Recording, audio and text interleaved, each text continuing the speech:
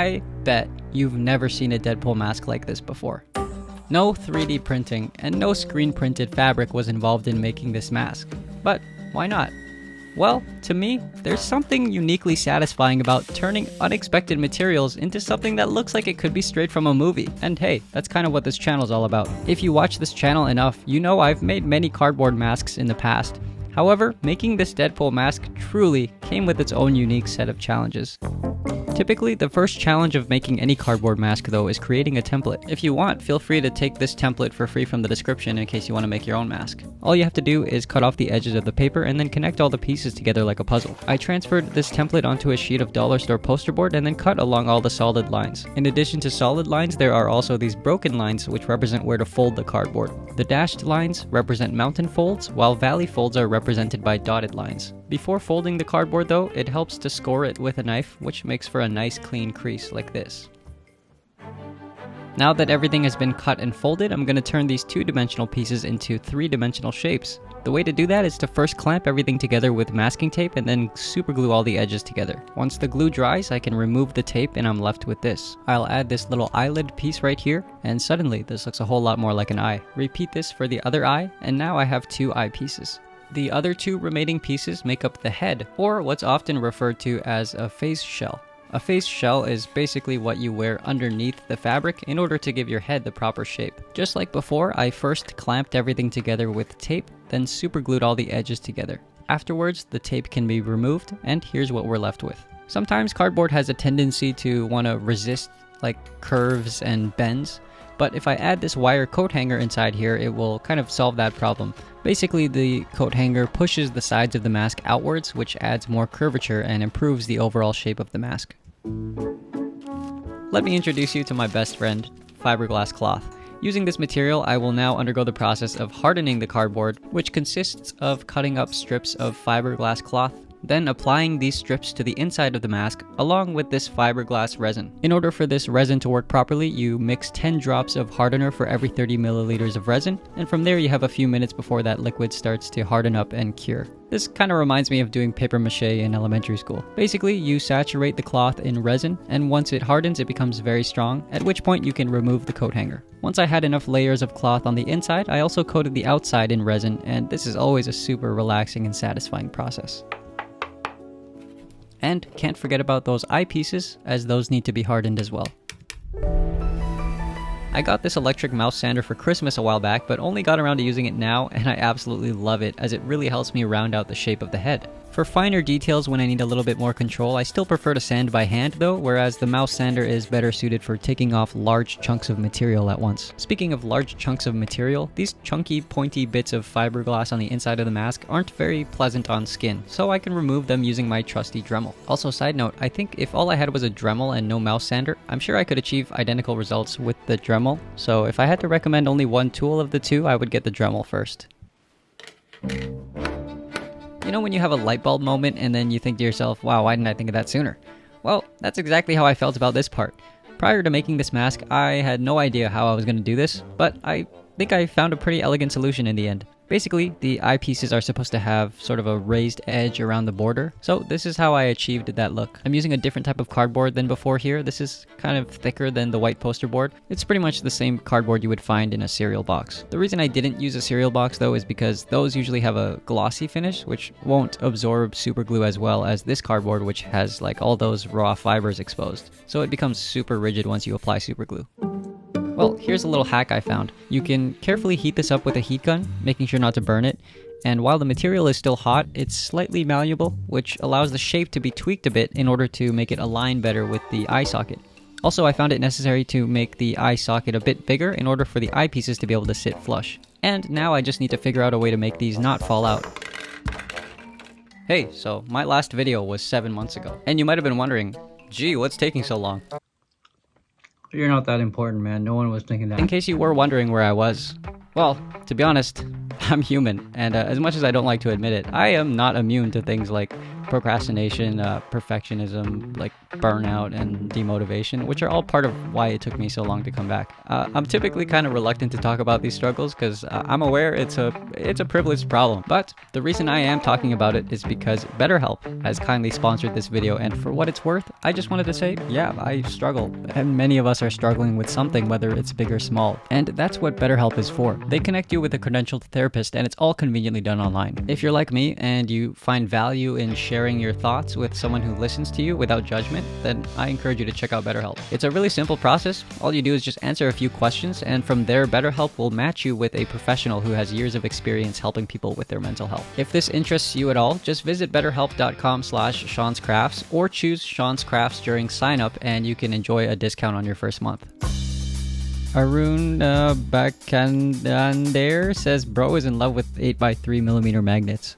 Well, he's not wrong. A little bit of super glue mixed with baking soda will keep the magnets stuck on the eyepieces for good, and then I can tape the eyepieces to the face shell in the exact position that I want them in. That way I know exactly where I need to glue the corresponding magnets on the inside of the face shell. This cardboard came from a hardcover book, and it's quite a bit stiffer, which is perfect in this case. The gap between these two pieces is very weird and slanted, so this step does require a bit of trial and error.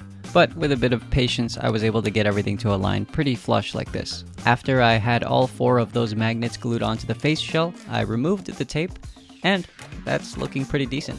At some point, I did notice that the gaps between the nose and the eyepieces was a bit too big, and that would show in the final product and it would look unnatural. So I once again used a heat gun to fix the shape, and that looks much better. Next, I'll spray some filler primer onto these eyepieces, which is just going to help make the next step easier, allowing this epoxy sculpt clay to grip onto the surface a bit better. This epoxy sculpt clay is pretty easy to work with. You just mix together equal parts of part A and part B, and from there the clay will begin to catalyze and harden on its own. This means there's a limited working time, so it's best to make small batches at a time. Using this clay, I'm able to refine the shape of the eyepiece, which didn't really have the right look at first. Ideally, the template should have actually eliminated the need for this clay in the first place, but I didn't do the best job on the template, so the clay was my solution in the end. After sanding the clay, I can do another round of filler primer, followed by one more pass of sanding, this time with a finer sandpaper, then one more time with the filler primer, and that should be enough to achieve a smooth surface. At this point, I went ahead and painted the eyepieces black, and finally I can top it all off with a matte clear coat. Similar to how we did with the fiberglass resin and the epoxy sculpt, this particular clear coat requires you to mix in a catalyst. In this case, it's 2.4 parts part A to 1 part part B. I just fed this through my cheap Amazon airbrush, let that cure, and then I did a second coat, except this time I dabbed the surface with a sponge to give it a slightly rough texture. I'll come back to these eyepieces a little later, but for now we'll focus on creating the fabric part of the mask. This was an extremely daunting task for me because sewing and textiles is definitely not my strong suit, and this Deadpool mask is definitely the most complicated thing I've ever sewn. The mask in Deadpool 3 actually has a lot more seams, a lot more lines to sew around the mask. It's quite a bit more complicated than the mask in Deadpool 1 and 2. That said, I decided, I was going to try to recreate every single seam I saw to the best of my ability, of course. Before I can sew the mask, I need a pattern, obviously.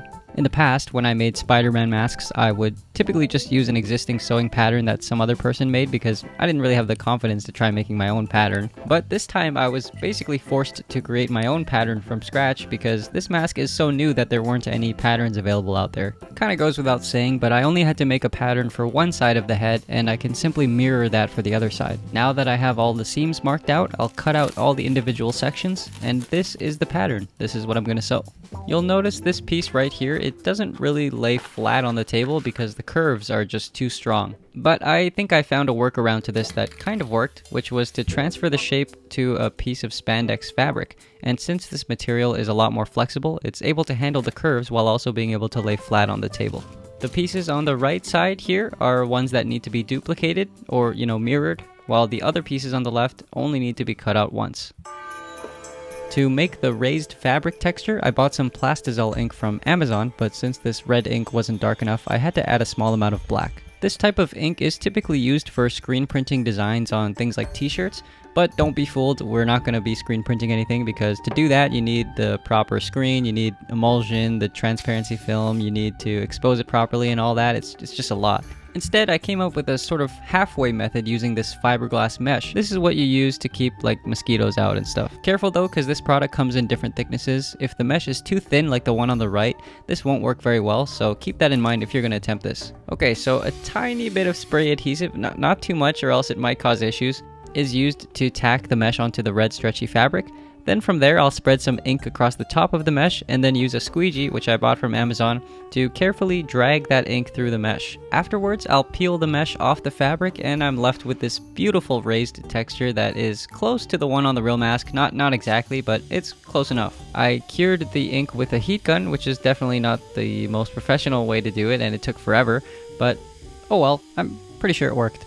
At some point in the future, I will try screen printing, but for now, this method with the mosquito mesh worked pretty decently, I would say. I'll trace my sewing pattern on the back side of the fabric and leave about a centimeter around the edge so that I have room to sew. By the way, this fabric template is available for free in the description as well, so everything's there if you want it. And a little later in the video, if you stick around, I'll explain how to properly print out these templates so that they fit your head size.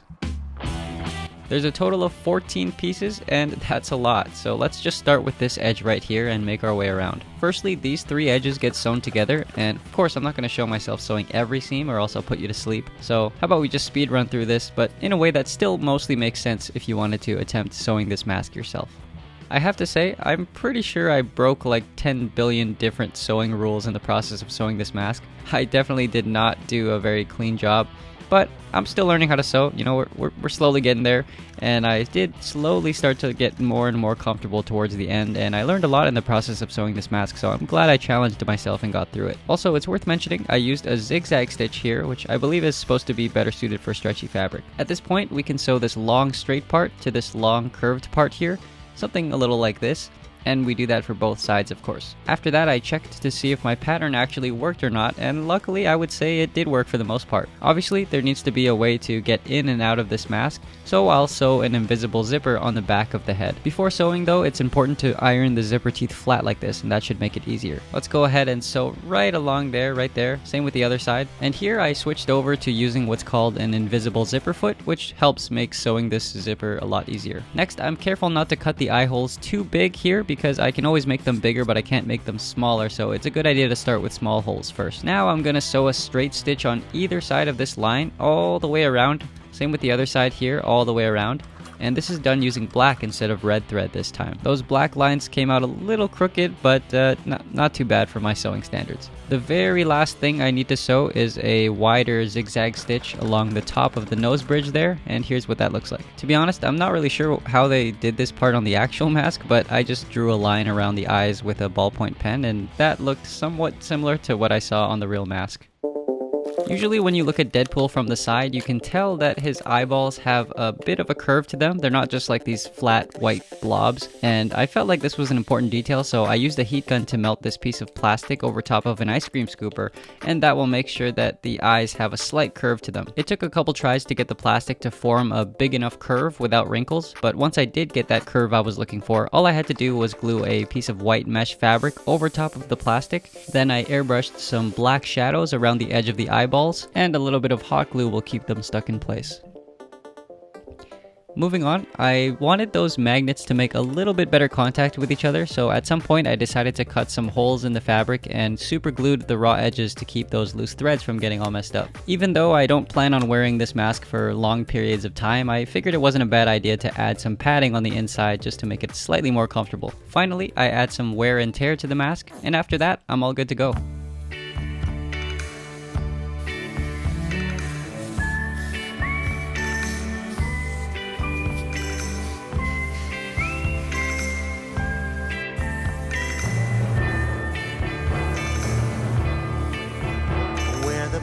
Of friends through thick and thin, that's what we always said and what you believe. But I'm wanting more, can't help longing for your love. Time and again you're let down by him, then you turn to me to ask my advice.